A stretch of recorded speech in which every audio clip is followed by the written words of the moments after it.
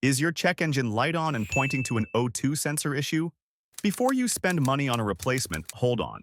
Most people don't realize you can actually test your oxygen sensor right at home with basic tools.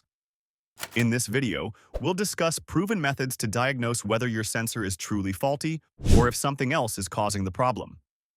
You might save yourself hundreds of dollars and an unnecessary trip to the mechanic.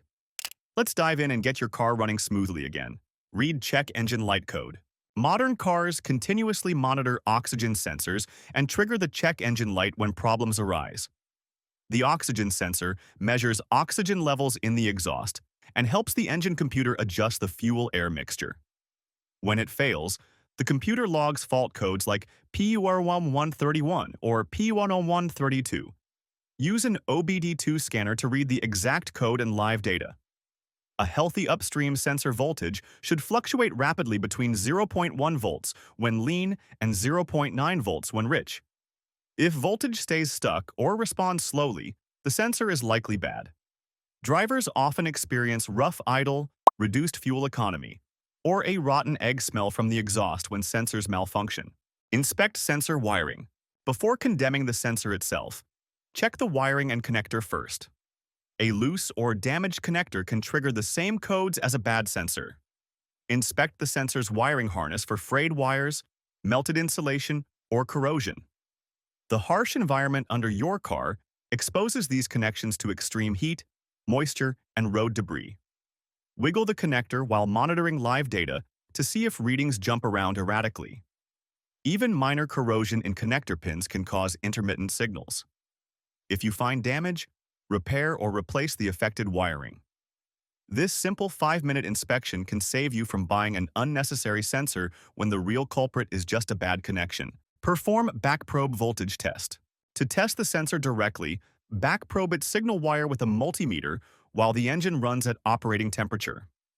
The voltage should swing above and below approximately 0.45 volts continuously. If it stays around a constant value, either always low or always high, the sensor isn't responding to changes. This could mean the sensor is bad, or the engine has another issue like a vacuum leak or fuel problem. Try revving the engine or introducing a quick change to see if the sensor responds. If the voltage remains fixed regardless of engine conditions, you likely need a new oxygen sensor. At least now you're certain before spending money. Inspect the sensor physically.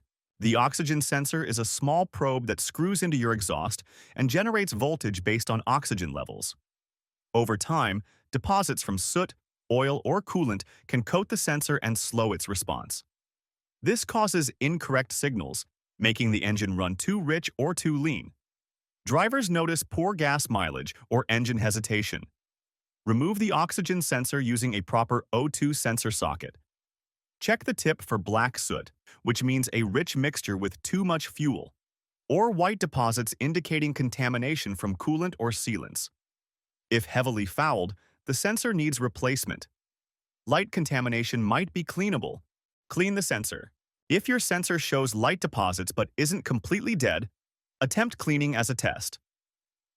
Soak the sensor tip in gasoline or specialized O2 sensor cleaner overnight, then gently brush off deposits. Do not damage the sensing element or use solvents like leaded gasoline that permanently ruin the sensor. After cleaning, reinstall the sensor with a new crush gasket if required. Check if the readings improve by monitoring live data. Often, a sluggish sensor regains some responsiveness after cleaning, saving you money. If cleaning doesn't help and it still reads incorrectly, replacement is necessary. This method works best on sensors with minor contamination caught early. Conduct a lean and rich response test. A definitive test involves forcing mixture changes and watching the sensor react. The oxygen sensor's job is flipping between lean and rich conditions, allowing the engine control unit to adjust fuel trim. If it's lazy or stuck, the ECU overcompensates, causing engine surging or poor performance. With the engine warmed up in a closed loop, provoke the sensor. For a lean test, temporarily pull off a large vacuum hose like the PCV hose. This adds extra air, creating a lean condition. The sensor voltage should drop to around 0.2 to 0.3 volts. If it doesn't drop and stays high, the sensor isn't detecting the lean mixture properly. Perform the rich mixture test.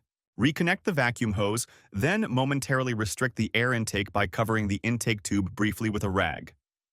This reduces airflow and makes the mixture rich.